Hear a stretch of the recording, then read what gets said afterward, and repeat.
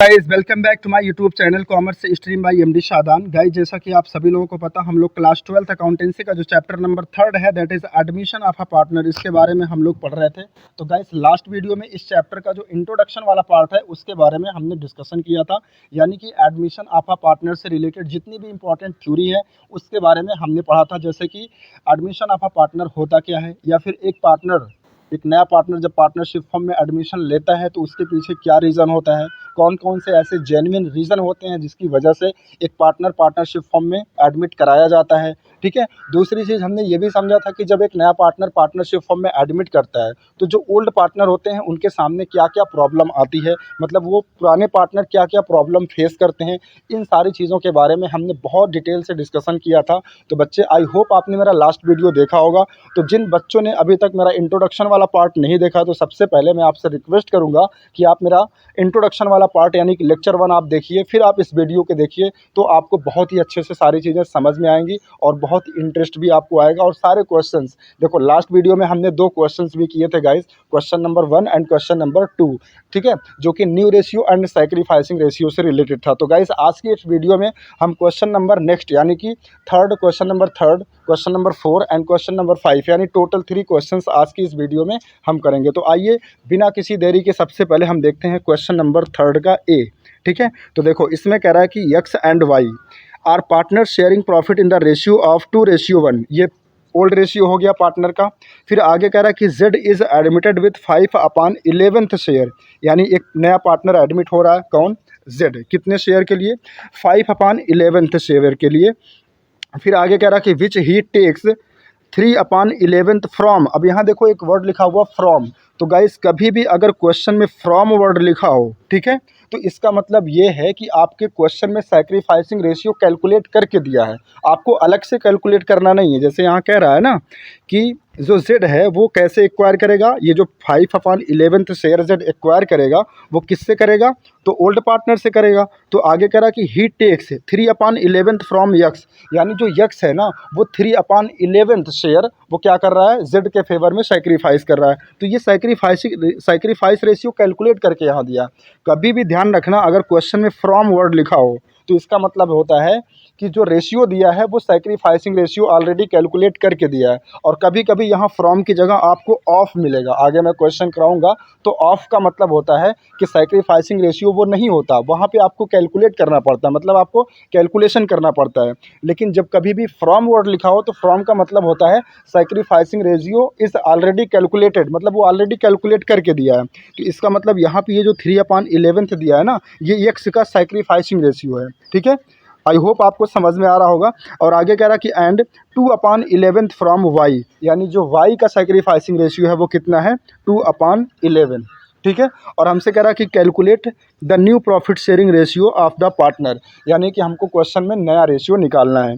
तो आइए देखिए, बहुत ही सिंपल है गाइस, कोई बड़ी डील नहीं है। सबसे पहले आप सोल्यूशन में हेडिंग डालेंगे क्या?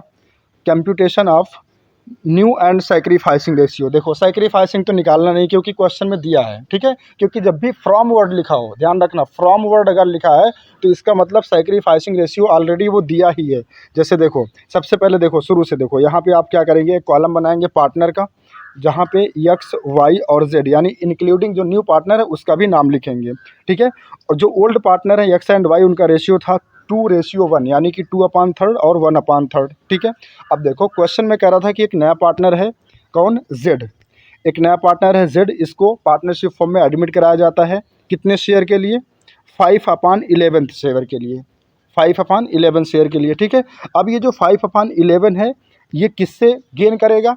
ठीक है, या फिर जो ओल्ड पार्टनर है वो क्या करेंगे? अपने शेयर में से सैक्रिफाइस करेंगे।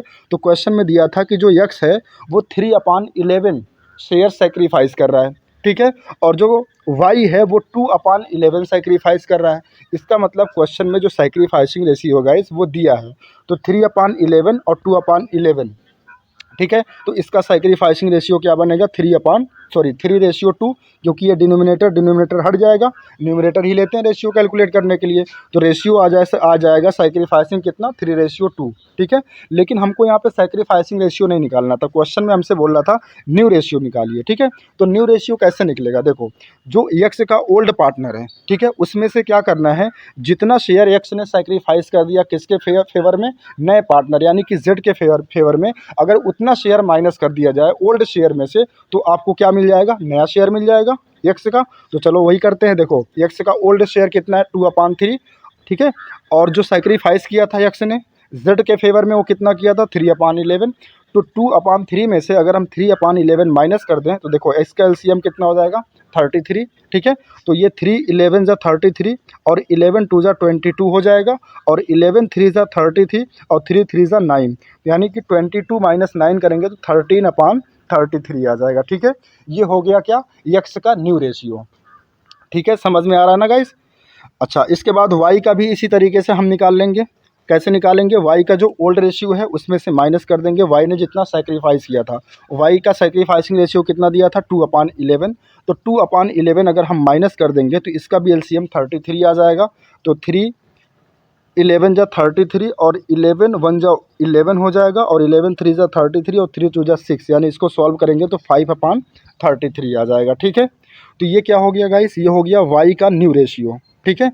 अच्छा, इसी तरीके से देखो, क्योंकि यहाँ पे जो यक्स है इसका डिनोमिनेटर यहाँ पे देखो कितना दिया 33, और जो वाई है उसका भी डिनोमिनेटर कितना दिया 33, तो इसलिए हमें जेड का भी डिनोमिनेटर सेम करने के लिए, देखो जेड का शेयर कितना था 5/11 था, तो इसका भी डिनोमिनेटर 30 करने के लिए एक ऐसी संख्या से न्यूमरेटर और डिनोमिनेटर में मल्टीप्लाई करना होता है जिससे कि वो डिनोमिनेटर के बराबर हो जाए। तो अगर हम 3 से मल्टीप्लाई कर दें न्यूमरेटर और डिनोमिनेटर में, तो ये हो जाएगा 5 3 जा 15 और 11 3 जा 33, ठीक है। यानी सबका डिनोमिनेटर सेम हो गया, बराबर हो गया। अब हम रेशियो निकाल सकते हैं न्यूमरेटर को लेकर के, ठीक है। तो देखो एक्स के न्यूमरेटर में कितना 13, वाई के न्यूमरेटर में कितना 5, और जो z है उसके न्यूमरेटर में कितना है 15। तो इसका जो रेशियो बन जाएगा गाइज वो कितना बन जाएगा 13:5:15, ठीक है। 13:5:15। अब अगर आपको चेक करना है कि हमारा क्वेश्चन सही है या फिर गलत है, तो मैंने क्या ट्रिक बताई थी कि आप एक काम करिए, जो डिनोमिनेटर है तीनों पार्टनर का जो डिनोमिनेटर है, ठीक है, और जो नया रेशियो आपने निकालना है, या फिर जो इनका न्यूमरेटर है, अगर इनका न्यूमरेटर तीनों पार्टनर का न्यूमरेटर अगर डिनोमिनेटर के बराबर हो जाए तो इसका मतलब क्वेश्चन सही है। तो देखो एक्स का न्यूमरेटर कितना है 13, प्लस वाई का कितना 5, कितना हो गया 18, और प्लस जेड का कितना 15। तो अगर इन तीनों को ऐड कर लेंगे तो क्या बन जाएगा डिनोमिनेटर के बराबर, यानी कि 33 आ जाएगा। इसका मतलब क्वेश्चन सही है। तो अपना क्वेश्चन आप खुद से क्या कर सकते हो, वेरीफाई कर सकते हो। तरीका क्या है कि जो तीनों पार्टनर होंगे यानी इंक्लूडिंग न्यू पार्टनर, इनका जो न्यूमरेटर होगा, अगर इनके न्यूमरेटर का सम डिनोमिनेटर के बराबर आ जाए तो इसका मतलब आपका क्वेश्चन सही है, ठीक है, कोई दिक्कत नहीं है। तो आई होप गाइज आपको क्वेश्चन नंबर 3 ए समझ में आ गया होगा। आइए क्वेश्चन नंबर 3 बी देखते हैं। देखो इसमें कह रहा है कि A and B are partner sharing profit in the ratio of 5:3। ये ए और बी का क्या हो गया, ओल्ड रेशियो हो गया। फिर आगे कह रहा है कि they admit C on 1/4 share which he acquires 1/6 from. अब यहाँ देखो, यहाँ भी फ्रॉम वर्ड लिखा हुआ है, तो अगर फ्रॉम वर्ड लिखा हुआ है इसका मतलब ये जो 1/6 है ये सैक्रिफाइसिंग रेशियो है, ठीक है, किसका, ए का।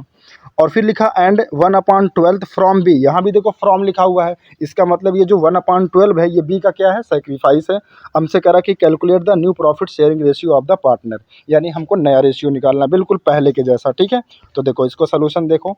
सबसे पहले सोल्यूशन में आप हेडिंग डालेंगे computation of new and sacrificing ratio. देखो ए बी और सी तीनों पार्टनर का नाम लिख लेंगे। ओल्ड रेशियो में 5/8 और 3/8 हो जाएगा। इसके बाद आ जाओ इसमें सैक्रिफाइस वाले कॉलम में, ठीक है। देखो ए कितना सैक्रिफाइस कर रहा था 1/6, और बी कितना कर रहा था 1/12। अब देखो यहाँ डिनोमिनेटर में थोड़ा सा वेरिएशन है, यहाँ पे 6 है, यहाँ पे 12 है।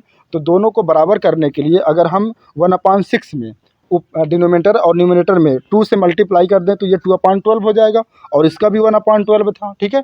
तो डिनोमिनेटर बराबर हो गया, तो जो सैक्रिफाइसिंग रेशियो आ गया वो कितना आ गया गाइस 2:1। देखो यहाँ पे लिखा है ना 2:1, लेकिन हमको सैक्रिफाइस रेशियो नहीं निकालना था, हमको क्या निकालना है, नया रेशियो। तो कैसे निकालेंगे नया रेशियो, जो ए का ओल्ड रेशियो है कितना था 5/8, अगर इसमें से हम सैक्रिफाइसिंग रेशियो माइनस कर दें तो ए का सैक्रिफाइसिंग रेशियो कितना था 2/12। तो 5/8 में से अगर 2/12 को माइनस कर दें तो इसका एलसीएम आ जाएगा 24, 8 3 ज़ा 24 और 3 5 ज़ा 15, ठीक है। फिर इसके बाद 12 2 ज़ा 24 और 2 2 ज़ा 4, तो ये 15 - 4 यानी कि 11/24 आ जाएगा, ठीक है। तो ये हो गया क्या ए का नया रेशियो। इसी तरीके से बी का भी निकाल लेंगे ओल्ड माइनस सैक्रिफाइस करके, तो इसका आ जाएगा 7/24, ठीक है। अब देखो क्योंकि ए का जो रेशियो आया इसके डिनोमिनेटर में 24 है और बी का जो रेशियो आया इसके डिनोमिनेटर में 24 है, तो जो सी है जो नया पार्टनर है ये कितने शेयर के लिए आ रहा था 1/4, इसका भी डिनोमिनेटर 24 करना पड़ेगा। तो एक ऐसी संख्या से ऊपर नीचे मल्टीप्लाई करना है, यानी न्यूमरेटर और डिनोमिनेटर में मल्टीप्लाई करना है, जिससे कि डिनोमिनेटर क्या हो जाए 24 हो जाए। तो अगर हम 6 से मल्टीप्लाई कर दें न्यूमरेटर और डिनोमिनेटर में तो इसका आंसर आ जाएगा कितना 6/24, ठीक है। बस अब आप न्यूमरेटर ले लीजिए तीनों का। तो देखो ए का न्यूमरेटर कितना 11, बी का कितना 7 और सी का कितना 6। तो न्यू रेशियो जो बनेगा गाइज वो क्या बनेगा 11:7:6, ठीक है। तो ये आपका क्या हो गया आंसर हो गया, यानी कि नया रेशियो हो गया 11:6:6। अच्छा एक बार आप चेक करो कि क्या सही है। तो देखो तीनों पार्टनर का न्यूमरेटर जोड़ो, 11 + 7 18 और +6 24, यानी डिनोमिनेटर के बराबर हो गया, ठीक है। इसका मतलब क्वेश्चन आपका सही है। आइए इसके बाद गाइस हम क्वेश्चन नंबर 4 देखते हैं। इसमें कह रहा कि A B and C were partners in a firm sharing profit in 1:2:3। ये हो गया तीनों पार्टनर का ओल्ड रेशियो। आगे कह रहा कि they admitted D was a new partner for 1/6 share, D acquires his share 1/24 from. यहाँ पे भी देखो फ्रॉम लिखा हुआ है, इसका मतलब 1/24 जो ये दिया है ये क्या है, ये सैक्रिफाइस रेशियो किसका ए का। और फिर आगे कह रहा कि 1/24 फ्रॉम बी, तो ये बी का सैक्रिफाइस हो गया। और फिर कह रहा कि एंड 1/12 फ्रॉम सी, सी से कितना ले रहा 1/12, यानी 1/12 ये सी का सैक्रिफाइस हो गया, ठीक है। हमसे कह रहा कि calculate the new profit sharing ratio. तो आइए देखिए बिल्कुल सिंपल है, एक जैसा ही सारा क्वेश्चन लग रहा है गाइस यहाँ पे, ठीक है। देखो सोल्यूशन में आप सबसे पहले पार्टनर का नाम बना लेंगे ए बी सी और डी भी नीचे लिखा होगा, ठीक है। सबका नाम लिख लेना, यानी जो इंक्लूडिंग जो न्यू पार्टनर है उसको भी। फिर इसके बाद ओल्ड रेशियो लिख लेंगे 1/6 2/6 एंड 3/6, ठीक है। अब देखो ए का सैक्रिफाइस रेशियो कितना दिया था 1/24, बी का कितना दिया था 1/24 और सी का कितना दिया था 2/24, ठीक है।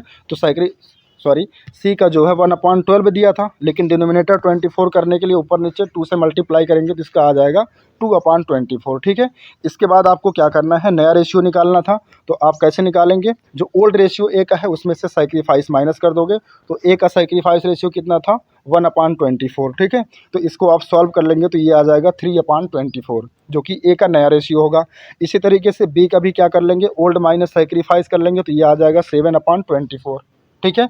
फिर इसी तरीके से सी का भी निकाल लेंगे ओल्ड माइनस सैक्रिफाइसिंग करके, तो इसका आ जाएगा 10/24। अब देखो सबका डिनोमिनेटर कितना है 24 24 24, ठीक है। और जो डी था वो कितने पार्ट के लिए आ रहा था 1/6, तो इसका भी डिनोमिनेटर 24 करने के लिए ऊपर नीचे कितने से मल्टीप्लाई करना पड़ेगा 4 से, तो ये आ जाएगा 4/24, ठीक है। बस अब चारों का न्यूमरेटर ले लो। तो देखो ये जो ए था उसका न्यूमरेटर कितना था 3, बी का 7 और सी का 10 और डी का 4। तो जो नया रेशियो बनेगा गाइस ए बी और सी का वो कितना बनेगा 3:7:10:4, ठीक है।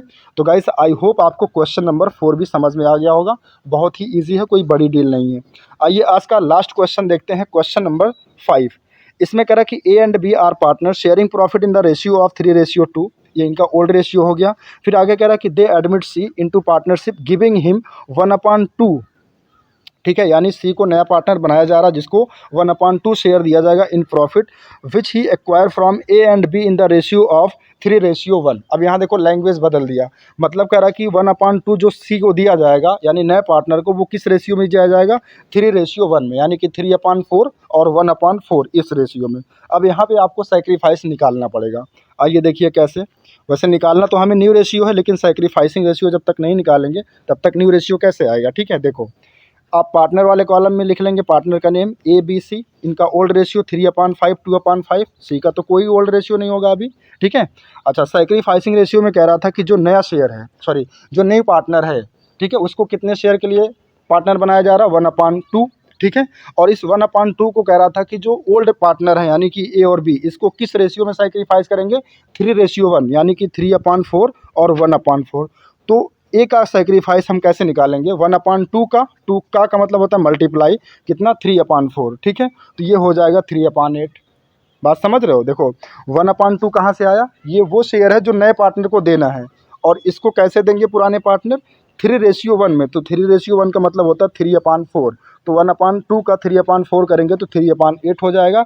इसी तरीके से बी का सैक्रिफाइसिंग निकालेंगे तो 1/2 का 1/4 करेंगे तो 1/8 आ जाएगा, ठीक है। यानी कि 3:1 आ गया क्या, सैक्रिफाइसिंग, जो कि क्वेश्चन में दिया ही था।